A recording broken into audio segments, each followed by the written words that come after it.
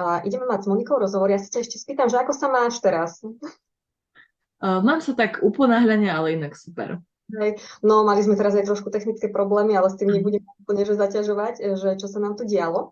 Ja som si ťa pozvala na rozhovor z toho dôvodu, že si súčasťou jedného môjho programu zo série Naši mladistvá, konkrétne ktorý sa venuje vlastne vráske medzi obočím a čelou, čiže preber moc nad vráskou medzi obočím. No a vlastne, čo ťa možno viedlo k tomu nákupu? Toto by ma zaujímalo, že čo bola možno taká tá posledná vec, kedy si povedala, že áno, idem do toho, vyskúšam to. Mhm. Takže ja som vlastne začala pozorovať vrásky na svojej tvári a najviac ma trápili vrásky na čele, pretože ja dosť tak mraštím čelo, mám Mhm, vlastne takú mimiku, že mraštím čelo a mhm, z toho mi vznikajú vrásky. No a jedného dňa som si proste povedala, že ale Monika, už by bolo treba s tým mhm, niečo robiť, že ono to samo nezmizne a začala som hľadať spôsoby, že čo sa s tým dá robiť? Okrem vlastne nejakých inekcií a krémov, že aké sú ešte spôsoby, také neinvazívne a natrafila som na tvarovú jogu. Natrafila som na tvarovú jogu, kde som sa dozvedela, že vlastne máme svaly aj na tvári, ktoré takisto môžeme posilňovať a spevňovať a tým pádom môžeme tým vyhľadzovať aj vrásky. mhm, mhm, mhm. A ako dlho si v programe? Pamätáš si, že... V programe som zhruba 2 alebo 3 mesiace, myslím. Ono od augusta, ja som to pozerala, že... Neviem presne. Hej, takže áno. Takže presne, ako si povedala, je to tak, hej, že od toho augusta teraz máme začiatok, polku novembra máme. Dobre, a ono teda, že čo bola tá pohnutka, rozumiem tomu, že teda tie neinvazívne zákroky a že skúšala si, hľadala si, že čo, ale že čo bola tá pohnutka, lebo aj tých tvárových jogínok, alebo teda toho, tých programov, ktoré si môžeš vybrať je viacero, že čo bola tá pohnutka, že si teda vybrala práve tento program. Mhm. Takže ja som vlastne, keď som sa už rozhodla, že idem do tvarovej jogy, tak som začala cez sociálne siete hľadať ľudí, ktorí sa tomuto venujú.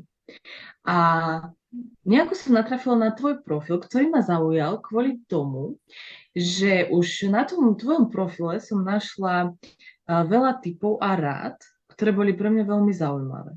A vtedy som si povedala, že wow, toto je super, že Mhm, tá dáva takú hodnotu a vlastne na tých ostatných profiloch, ktoré som pozerala, tak som sa v podstate nič nedozvedela o tej tvarovke, bože, je to super a kúpte si môj program a tak ďalej. Ale mhm, na tom tvojom profilu som sa už dozvedela veľa informácií na základe tých tvojich typov a rád a som mhm, si povedala, tak to je super. A čo potom bude v tých kurzoch? Že mhm, proste to chcem vyskúšať, bola to fakt, že mega zvedavosť. mhm, A preto som sa rozhodla pre teba. Preto som sa rozhodla pre teba, pretože ma zaujal tvoj profil. aha. A že dávaš ľuďom tipy a rady aj zdarma. A super. A ono, spomínali sme už teda, že si v programe tie 2-3 mesiace a teda predpokladám, že si zrejme išla aj s nejakým možno očakávaním do tohto Mhm. programu.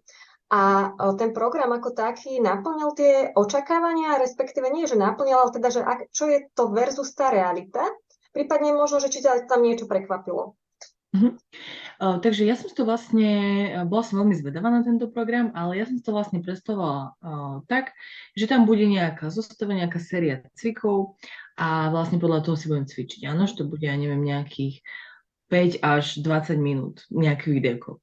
No a vlastne, keď som prišla do toho programu, tak som bola veľmi milo prekvapená kvôli tomu, že boli tam krásne podrobne vysvetlené všetky cviky, Mhm, že v podstate najprv som sa naučila vykonávať tie cviky správne, mhm, technicky správne a boli tam aj rôzne typy zase a vlastne máme tam jedno také kratšie videjko ako sériu cvikov a jedno také dlhšie.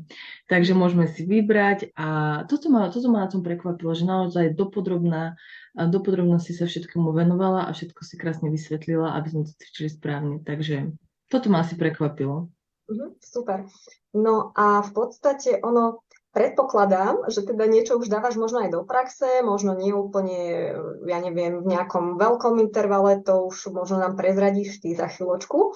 A chcem sa však spýtať za tú dobu, čo si teda v tom kurze alebo v tom programe, že čo sa možno tak u teba zmenilo? Možno by to bolo v takých dvoch rovinách, že zmenilo možno tak ako vnímanie, že aké to bolo možno predtým, ako si možno vnímala seba, tú svoju tvár, alebo možno aj tú mračivku, vrásku medzi obočím, ako to vnímaš teraz.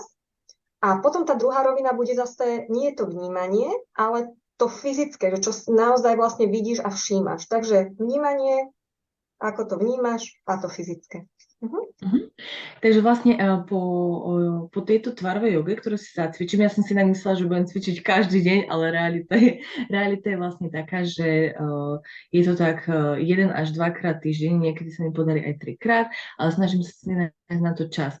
No a vlastne cítim sa sebavedomejšie, pretože vlastne ako docvičím tú sériu cvikov, tak naozaj cítim, že som si predcvičila tie svaly na čele konkrétne, lebo ja mám zamerané na čelo a cítim sa tak sebavedomejšie, by som povedala, a tak veľmi rada, že som urobila niečo pre seba. Uh-huh. A čo sa týka, či vidím nejaké zmeny, tak vidím zmeny a vnímam na seba aj to, že sa snažím kontrolovať tú svoju mračivosť. Takže toto na sebe vnímam a určite tie zmeny mi boli lepšie, keby som poctivo cvičila každý deň. Ale myslím si, že aj na to, že to nie je v takých úplne pravidelných intervaloch, tak je to úplne super. A naozaj sa cítim úžasne, keď cítim, že mám to čelo napnuté po tomto cvičení. Uh-huh. A ono, keby možno povie, že OK, rozumiem, že cítiš sa sebavedomejšie, ako sa to možno prejavuje v tom bežnom živote? Že čo to pre teba znamená, že cítim sa sebavedomejšie? Ja som vlastne mala aj problémy s tým čelom, pretože som tam mala aj výražky. Aha. A vlastne tým prekrvením toho čela ich už nemám toľko, takže vizuálne je to úplne iné. Uh-huh, uh-huh. Ono presne ako hovoríš, že ono rozprúdime aj krv, aj lymfu, tým pádom vlastne lymfa nám čistí ten náš organizmus, čistí aj to telo a tým pádom áno, môžeme aj vlastne takéto príjemné benefity popri tom, ako vravíš, aj že vlastne výrážky takéto estetické, môžeme vnímať mimo tých estetických takých tých vrástok a vlastne toho mračenia. No a taká otázka, že možno komu by si tento produkt, alebo teda tento program, komu by si ho odporúčila? Ja by som ho odporúčila určite každému, kto chce pracovať na svojej tvári, kto vlastne nechce ísť do nejakých invazívnych metód. A takže každému by som to odporúčala, určite každému. Žena, muž? Či už máte akné, alebo máte vrásky, alebo ste muž, alebo ste žena, tak ja si myslím, že každý by mal cvičiť aj svaly na tvári.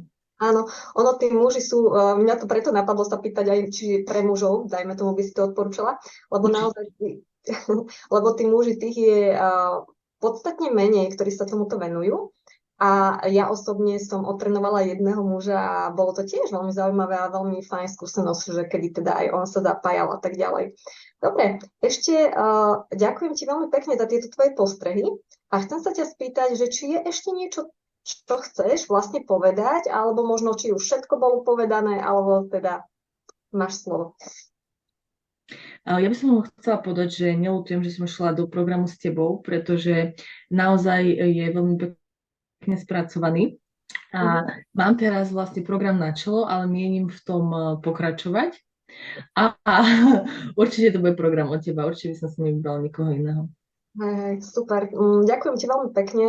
Ďakujem ti, že si nazdielala túto svoju skúsenosť spoločne aj s inými ženami a teším sa niekedy na budúce. Ďakujem pekne za pozvanie. Ďakujem aj ja. Ahoj.